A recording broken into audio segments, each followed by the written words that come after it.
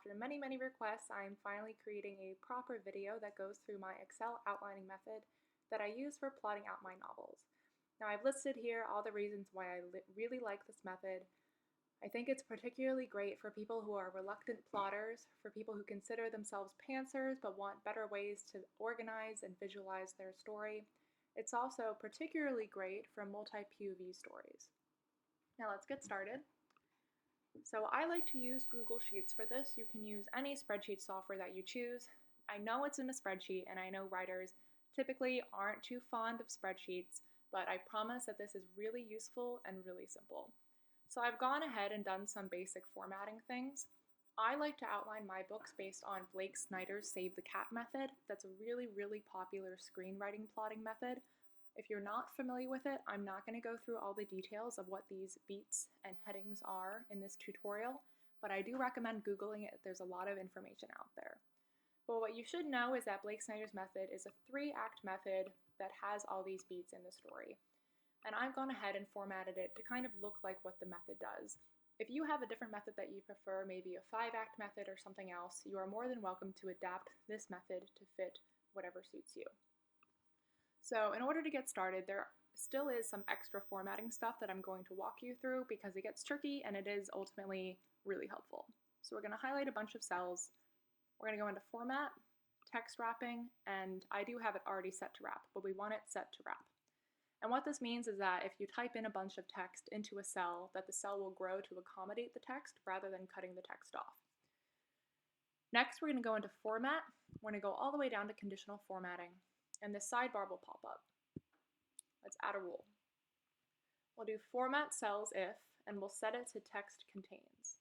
Now, I'm going to be writing a sort of fake book for the sake of this tutorial, and we'll say that in this fake book, there are 2 point of view characters, and we're going to name the first character Penelope. And we're going to say that Penelope is a pink character. We'll set it to pink, and we'll click Done. Now we'll say that there's a second character as well, and text contains, and that his name is Oliver. And I'll make Oliver a green character. Done. So what this means is that we've created these formatting rules for when these words appear in the cell. I'll give an example. Let's make this cell chapter 1. We'll say it's an introduction chapter, and it's Penelope's. So once I hit enter, the cell turned pink, as you can see, because we put Penelope's name in the cell, and so that our formatting rule took over to turn the cell pink. It'll work the exact same way with Oliver's. Introduction chapter, Oliver. It turned green. So one thing that does get tricky that I want to point out, because it did confuse me for a bit, is that because we did Penelope's rule first, Penelope's rule is the dominant rule. So let's say we have a chapter here, and it's Meets Penelope, but it's an Oliver chapter. Notice it went to pink. The reason is because Penelope's name is the dominant rule. So even though we do have Oliver's name here, his rule doesn't take over. In order to make it work and make the cell green, we can just abbreviate Penelope's name so that Oliver's rule actually applies. So the way that I do this method is that each cell for me represents a chapter. And that's because when I write multi-POV stories, more often than not, I do one whole chapter for a point of view. I know a lot of writers also do it where they have a chapter that has several scenes in it and that it can switch back and forth between points of view. You can still absolutely use this method if that's what you do. You might not be getting absolutely everything out of it in terms of what it can do, but it still should absolutely work for you. It still is very visual and helps you do all these characters. Of course, you can put in as many rules for as many characters as you wish. Now, rather than me randomly filling in all these scenes for the fake book, I've gone ahead and done this in a separate tab. So I just arbitrarily filled in a bunch of scenes for these characters to represent the book. And as I said before, the way to read this is that this cell for me is chapter 1, this would be chapter 2, this would be chapter 3, 4, etc. And what I did here is that, so see these things I wrote, introduction chapter, meets P.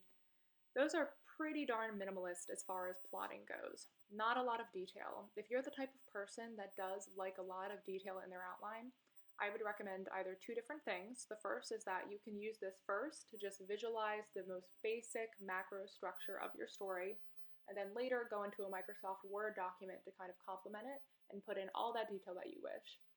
Or, if you still like to keep all of your outlining stuff in one place, if you go into a cell like I did here so eloquently, you pick a cell, you want to add more detail, but you don't want the cell to get too big.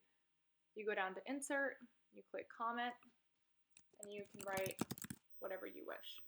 You can also add extra comments if you want. And so this means that even if you put something really simple into your outline for the sake of this outline looking simple, you can put all the detail you want into the cell if you hover over it. So that's what I would suggest. Now, what I really, really love about this method in particular is that, as you might notice, this outline forms a sort of upside down bar graph. And this definitely works better if all of your cells are roughly the same size. Because I went pretty simple with these don't have a lot of text, so these cells are a little bit tinier than usual. But ignoring that, imagine that all of the cells are roughly the same size. This will form a really great upside down bar graph. And in particular, the ideal structure that you want for your story is you want this to be looking like a bell curve. You want Act 3 and Act 1 to have a lot less chapters than Act 2. For me, the rule of thumb is that Act 1 and Act 3 are each roughly 25% of the story, and then 50% is devoted to Act 2. And that in particular, the midpoint is the largest section, and that it tapers off on either end. Now, if you've already written a book and you're interested in using this method, and you go ahead and you plot it out based on Blake Snyder, and you actually have an outline that looks more like this might clue you into some pacing issues. Ideally the fun and game section should be smaller than the midpoint. It shouldn't be dominating the story like this. So this, it tells you exactly where you probably need to trim, revise, and cut down. So that's another reason that I find this super, super helpful. And the other thing that I really like about this is it's really similar to the flashcard method in that it lets you move things around a lot. If you find that you need to rearrange, all it takes is a really simple copy and paste. I find that this is also really great for saving trees, for not losing things, and I would totally misplace flashcards if that's what I used. But yeah, this is ultimately my plotting outline. I hope you really, really like it. I think it's really great for people who are more pantsers than they are plotters, but still need a little bit of organizational help. Despite all of this fancy outlining I do consider myself a pantser at the end of the day. This outline is entirely what I would write a book off of, though I would obviously include at least a few words of detail for each chapter. I like to have the scenes kind of flow freely. I like to meet the characters as I go, and so I like this kind of non-detailed method, but I still like knowing, after I've written a Penelope chapter, I like knowing what the Oliver chapter is that's coming next. So if you like this and you found this helpful, I'd really appreciate any support. These are my books. This is my next book that comes out in April. So if you like this method, feel free to check out my books. And also, please share this video with other people. I would really appreciate it.